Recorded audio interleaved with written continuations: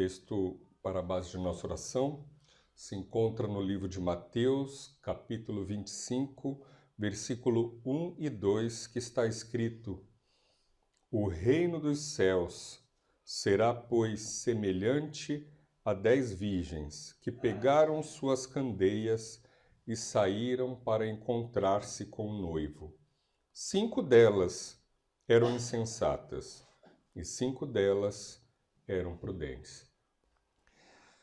Então nós vamos à mensagem de hoje, as 5 virgens.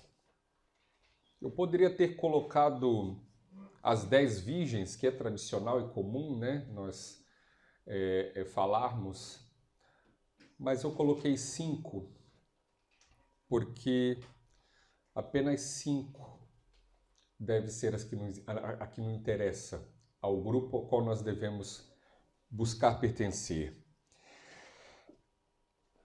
Essa semana no Brasil, a gente costuma, não sei se no espanhol tem essa palavra, um pseudo-famoso, né? Uma pessoa que participa de alguma coisa da igreja, na televisão, e então, repentinamente, se torna famoso. E este jovem, né? Este homem, Rodrigo Mussi, ele pegou um Uber, né? Um carro de aplicativo, e estava se deslocando na cidade de São Paulo. E por fim, o veículo que ele se encontrava, se chocou com a traseira de um caminhão. E ele foi arremessado para fora do veículo. Milagrosamente, ele não faleceu. Mas me chamou a atenção nessa história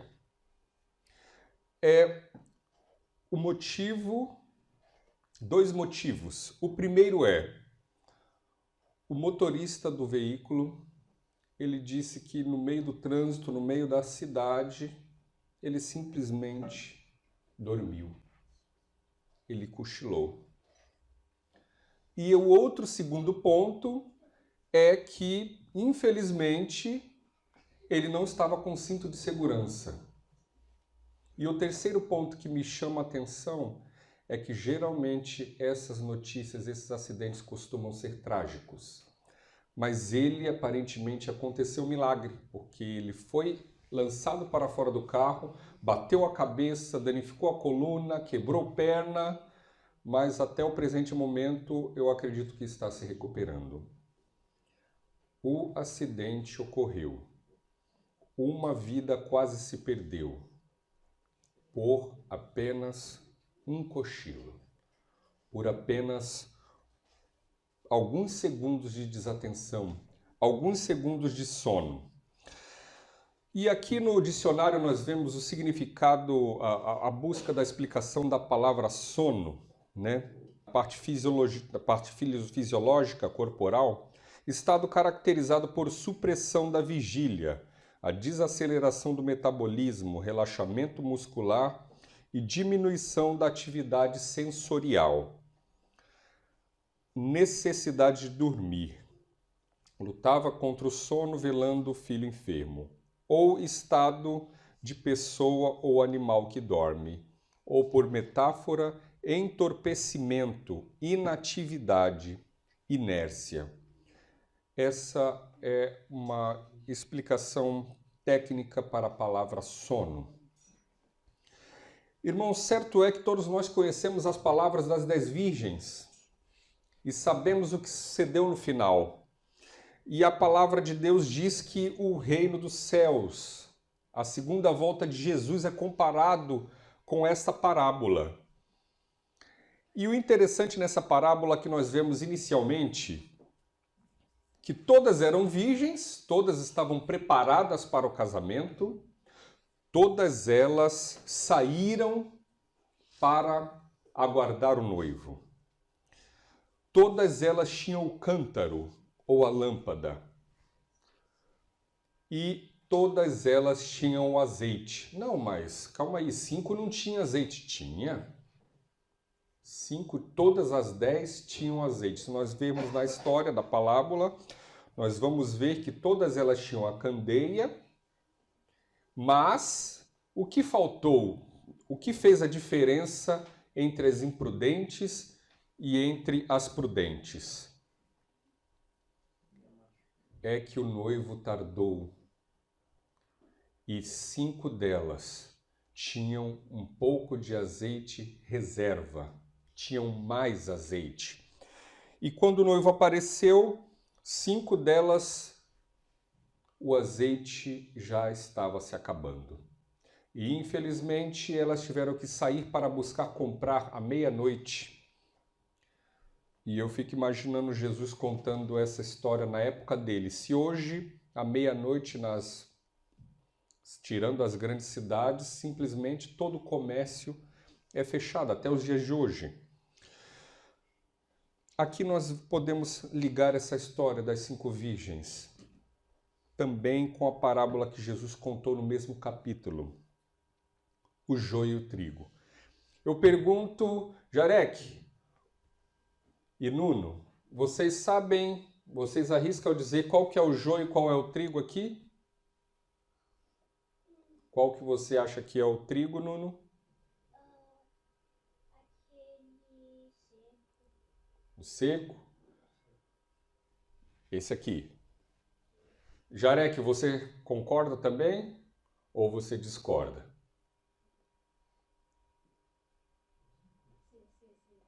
Concorda? Aline, qual para você aqui é o joio e o trigo? O verde é o... O trigo é o que é o seco, né, que a gente utiliza. Todos concordam? El verde es el trigo.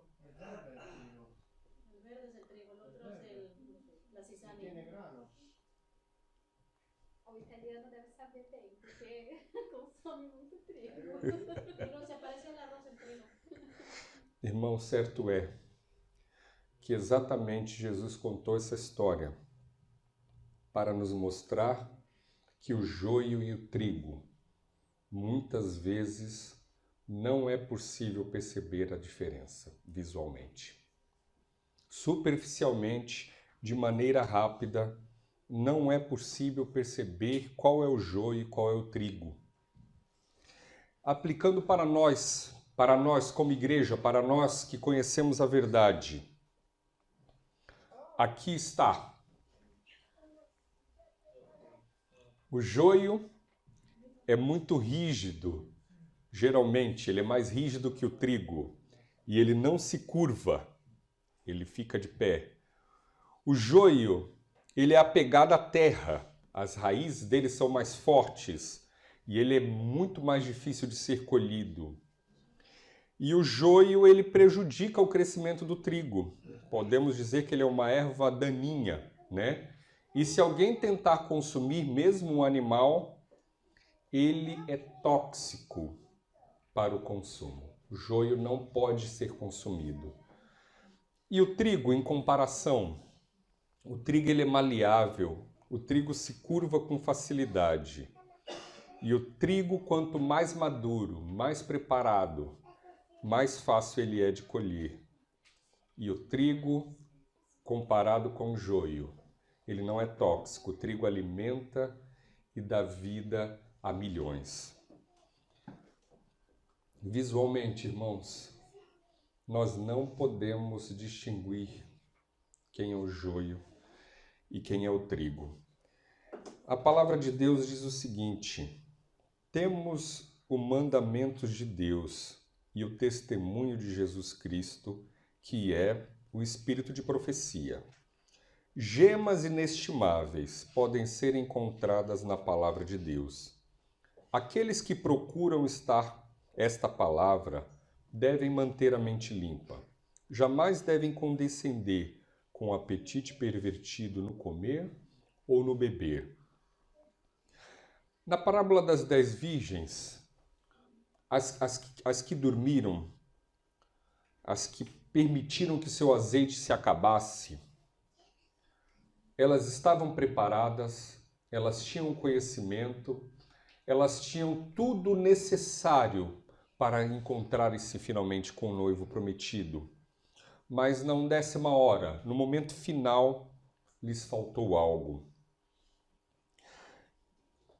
Voltando para a parábola do joio e do trigo, eu achei essa frase muito interessante. O que me assusta não é o barulho do joio, mas o silêncio do trigo. Nesta parábola, irmãos, nós vemos o seguinte, que Deus divide a sua igreja, infelizmente, em 2 grupos. 2 grupos somente nós conseguimos fazer parte, nós conseguimos ter pertença. E quando ele contou, quando ele estava conversando com os discípulos, os discípulos falaram o seguinte: Senhor, é o inimigo está atuando na sua igreja, é o joio. Você quer que nós arranquemos? E Jesus respondeu: não, para que ao colher o joio, não arranqueis também o trigo com ele.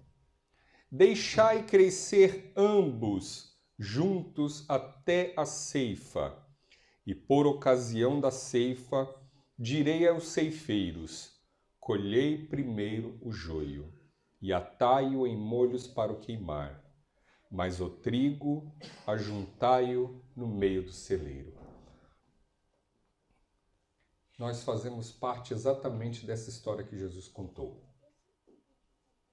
É como se Deus estivesse, na sua sabedoria, descrevendo nós como professo povo de Deus. E visualmente nós não conseguimos fazer distinção de nós mesmos.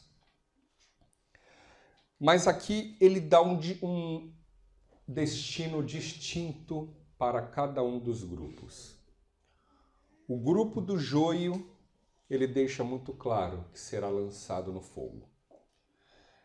E o grupo do trigo, ele vai levar para ser ajuntado para o celeiro. E como nós vimos atrás, na figura, o trigo é destinado a ser bênção, é destinado a alimentar multidões, é destinado a tirar a fome de outros. E agora? Aqui, irmãos, eu gostaria de que nós conseguíssemos compreender o tempo que nós vivemos. A colheita a qual Cristo se refere é a segunda vinda dele. A colheita que ele se refere é a oportunidade de salvação que nós temos. E nós hoje estamos dentro da igreja. Nós hoje temos o preparo. Nós hoje temos a oportunidade. Nós hoje temos a promessa de que ele vai voltar e que ele deixou os sinais e deixou a profecia descrita para nós conseguirmos, na misericórdia dele, nos prepararmos, estarmos despertos. E uma pergunta que nós não precisamos responder, mas eu lhe faço a você, eu lhe faço a mim. O que você deseja mais? A volta de Jesus, que ele vem amanhã? Ou sinceramente que ele pode vir semana que vem ou um pouco mais para frente, porque eu ainda tenho que terminar de reformar a minha casa, eu ainda tenho que comprar e trocar o meu carro novo, eu ainda infelizmente não estou preparado, eu ainda não me decidi a aceitar Jesus publicamente. Em que grupo você se encaixa? Dos que gostariam e desejariam que Cristo viesse hoje, amanhã? Ou que infelizmente sente no seu coração que seria melhor ele vir um pouco mais adiante? Irmãos, o joio e o trigo eles representam a nós aqui. E, infelizmente, nem todos seremos salvos. Está escrito na palavra de Deus que até o quê? Até dentro de uma mesma família, um será levado e outro será deixado. Que grupo eu me encontro? Irmãos, Deus nos dá a oportunidade de nós sermos trigo. E Deus também nos permite que nós escolhamos ser joio. Ambos crescem, ambos têm aparência, mas ambos vão ter destinos completamente diferentes. Infelizmente. E o noivo está chegando. Tudo que nós temos visto ao nosso redor, tudo que tem acontecido na nossa vizinhança, tudo que tem acontecido na nossa cidade, tudo que tem acontecido na nossa família, está testificando, eu estou vindo. Que Deus tenha misericórdia de nós para que nós não sejamos pegos de surpresa. E não façamos, infelizmente, parte do grupo que, mas Senhor, em Teu nome nós pregamos, em Teu nome nós curamos, Senhor, em Teu nome fizemos muito. Aparta-te de mim, que eu não vos conheço. Deus nos ajude para que nós possamos todos ser trigo. Deixemos o joio para que outros sejam, infelizmente, mas não se permitam, irmãos, ser o joio, porque, infelizmente, o joio no final pode fazer muita coisa, pode abrilhantar, pode crescer, pode aparecer, mas no final ele será queimado. Terá valido a pena toda a carreira? Terá valido a pena toda a luta? E no final ouvirmos essa palavra de Jesus, aparta-se de mim, que eu não vos conheço. Que nós possamos nos agarrar, irmãos, nesse tempo que vivemos, ao espírito de profecia, ao estudo da palavra de Deus, individualmente como família. E que quando o rei vier, e ele prometeu que vai vir como ladrão. Então não pensem, não nos enganemos, que nós vamos saber. Não, ele está vindo na esquina ali, então agora é a hora do preparo. Nós vamos ser pegos de surpresa. Somente as 5 preparadas, somente as 5 prudentes entrarão na festa e a porta do céu se fechará. Então, que Deus nos ajude para que nós possamos despertar no nosso sono e possamos ver aquilo que acontece ao nosso redor e possamos tomar a decisão sábia de carregar conosco a porção extra de azeite, que é o Espírito Santo atuando através de sua palavra, enquanto a porta da graça ainda está aberta. Amém. Onde quer que seja aqui, esconde o teu tesouro, ali também está teu coração.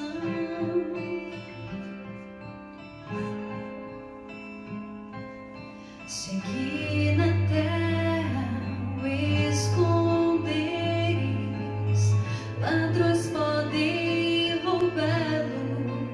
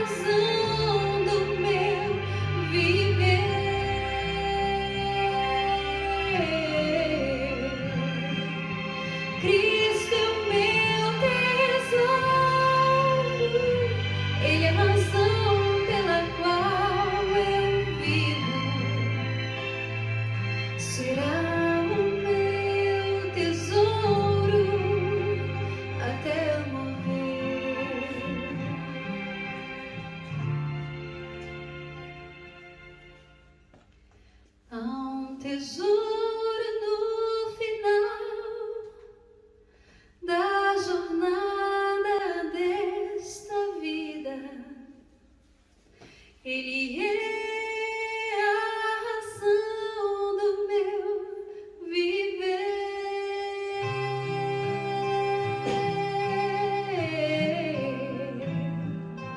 Cristo é o meu tesouro, Ele é a razão pela qual eu vivo. Será o meu tesouro até eu morrer.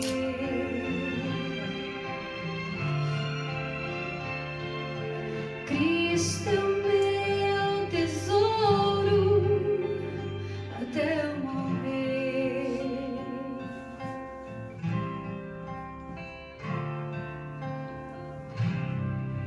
Amém.